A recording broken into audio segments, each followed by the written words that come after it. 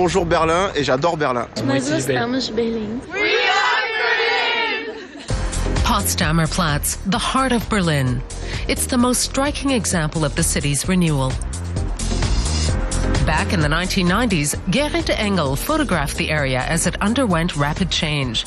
His book on Berlin architecture includes the Kohlhof Tower, standing 103 meters tall, and the high-rise offices of Germany's national railway operator Deutsche Bahn.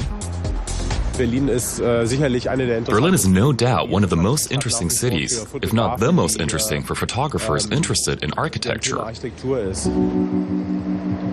The Berlin Wall once ran right through Potsdamer Platz, until everything changed in 1989. I think it was on November 12th that the first segments of wall were removed here. And it was very clear that Potsdamer Platz had huge symbolic significance, not just for Germany, but the whole of Europe.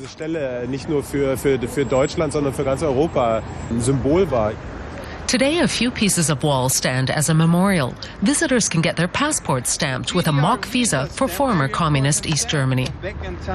And this one is the gate stamp from Potsdamer Platz, where you are right now. So, welcome to GDR, basically.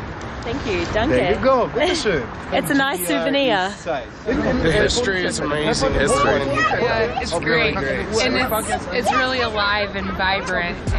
Over to the Kaiser Wilhelm Memorial Church in what used to be West Berlin. Right nearby is Berlin's luxury department store KaDeWe, which is over a century old.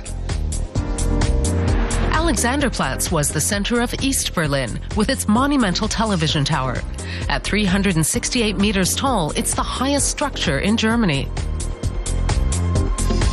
Until 1989, the Brandenburg Gate was the symbol of divided Germany. Today, it's the symbol of reunification and a popular photo backdrop. East and West coming together.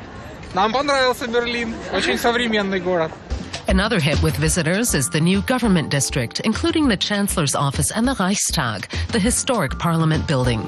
Since 1999, the Reichstag has once again been the seat of the German parliament. The glass dome, designed by British architect Norman Foster, attracts some 3 million tourists a year.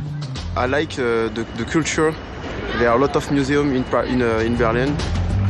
Berlin has dozens of museums. 5 of the most popular and prestigious are located on the so-called Museum Island. The famous bust of Nefertiti of ancient Egypt is one of the highlights of the Neues Museum, which was restored and reopened in 2009.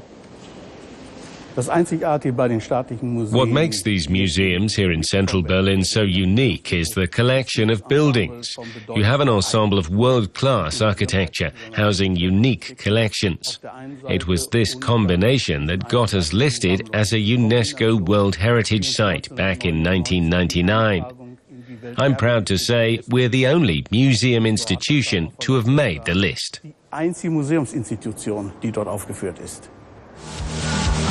The East Side Gallery is a different kind of historical attraction, a section of the Berlin Wall that's been painted on by artists from all over the world.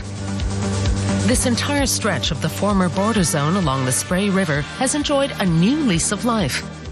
Swedish tour guide Henrik Tidefjord tells visitors why companies like Universal Music Group and MTV have set up offices here,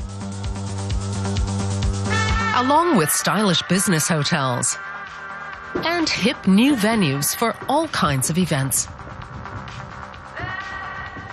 Berlin has become a new hub in the world where artists and creative people are meeting here because rents are very cheap. You have many possibilities. It's a very strong networking. You have a lot of space which you can use, and it's pushing the creative scene to a much higher level in comparison to other cities. This self-contained swimming pool on the river offers visitors the chance for a nighttime dip before checking out the city's legendary nightlife. You can go to 4 or 5 different places in a night and just kind of hop from place to place. And I think there's all these myths around Berlin, but really the things are true, like it's freer, it's more open. Berlin ich liebe dich und du bist wunderbar. Berlin's popularity seems to know no bounds, with the city attracting more visitors than ever last year.